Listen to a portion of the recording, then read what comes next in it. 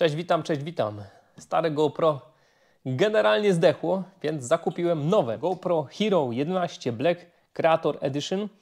Do tego zapasowy akumulator i bateryjkę. I uważam, że to jest taki zestawik optimum. Co mamy w tym zestawie? No to się zaraz dowiemy, tylko trzeba rozpakować. Tutaj to chyba tak działa, że tu jest taka sprytna tasiemka. No i powinno się to zaraz dać wyciągnąć. Co mamy w środku? Fajny kuferek na to wszystko. Otwieramy, patrzymy dalej. Mamy tutaj fajny uchwycik do trzymania, do nagrywania, który jest równocześnie powerbankiem oraz pilotem. Może też być jako taki mały statyw, jakoś to się tu otwiera. Otwieram to pierwszy raz, teraz przed kamerą, więc nie do końca wiem co i jak. No tak to chyba będzie działać. Jakieś dłuższe testy, no to będą na kanale później. Teraz patrzmy dalej. Co mamy w zestawie? Mamy w zestawie Media Mode, czyli urządzonko, które ma wbudowane dwa mikrofony, z tego co tu widzę. Można podpinać sobie też zewnętrzne mikrofony, ładowanie HDMI. No i dzięki temu będziemy mogli nasze Rode'owskie mikrofony podpiąć. W komplecie jest też lampa, żebym w nocy mógł nagrywać, bo GoPro w nocy generalnie nie widzi za dobrze. Jest nowy akumulator, większy niż w starym GoPro, to jest akumulator Enduro. On po prostu lepiej działa niż te standardowe akumulatory. Zresztą ten, co dokupiłem, też jest Enduro. Dwa akumulatory to podstawa. Lećmy dalej. Co my tu jeszcze mamy? Złączki, uchwyty, stopki, zabezpieczenie do mikrofonu na wiatr, kabel do ładowania jeden, kabel do ładowania drugi, uchwyciki, jakieś tutaj klipsy.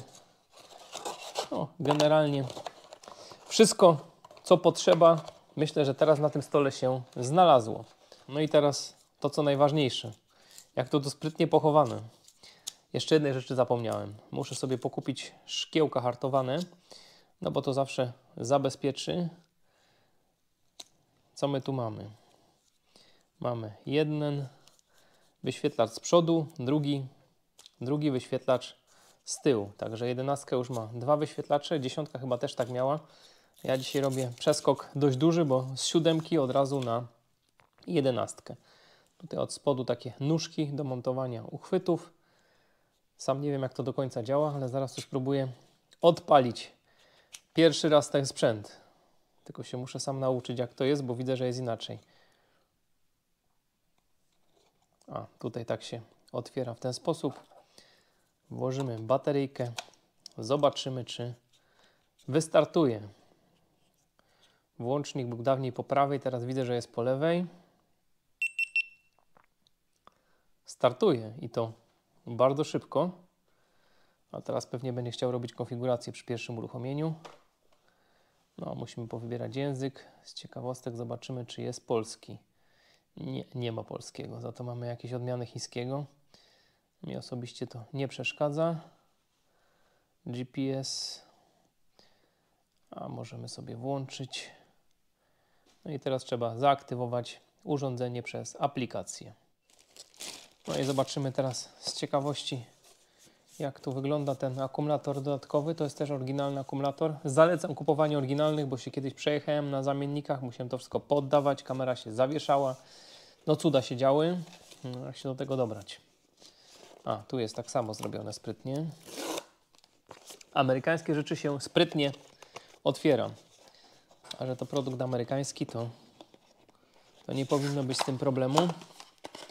No identyczna bateria jak ta, która jest w zestawie, czyli Enduro. Zobaczymy jeszcze, jak wygląda ta ładowarka. Ładowarkę stwierdziłem, że to jakieś cuda techniki nie są, więc już nie będę inwestował w oryginał. Zgodnie z zaleceniami sklepu, który bardzo tu polecam, w Krakowie, RBL, zakupiłem zamiennik do ładowania jednocześnie dwóch akumulatorów. Także jeden będzie mógł pracować w GoPro, a drugi się będzie mógł ładować. No i tu jest albo na typ C, albo na mikro podpinane. No i co tu może być? 700 mA, 4,4 V maksymalnie. Tak się może to ładować. Dobra, no i tym sposobem mamy cały zestaw, który powinien wystarczyć każdemu twórcy. No i co my tu mamy? Fajny zestaw. Książeczki, instrukcje. Fajna taka walizeczka. Uchwyciki. Jeden, drugi do kasku. 2 rodzaje drzwiczek. Czyli drzwiczki takie, z którymi możemy ładować i nie możemy ładować. Podejrzewam, że te są wodoodporne, a te nie. 2 śrubki do wkręcania. Volta, czyli uchwyt z pilotem i powerbankiem. On tu z drugiej strony ma przyciski, może tak pokażę Wam. Także on może ładować GoPro. Mamy tutaj zabezpieczenie na mikrofony, żeby nie było szumów od wiatru. Media Moda. Oczywiście oryginalną bateryjkę. To jest ta wersja lepsza już, czyli lepiej działająca na mrozie. 2 kable USB typ C. Tutaj z dołu można przymontować jeszcze taki uchwycik, żeby sobie do niego wpiąć jakieś następne rzeczy. Oczywiście GoPro. No i na rękę taką smyczkę.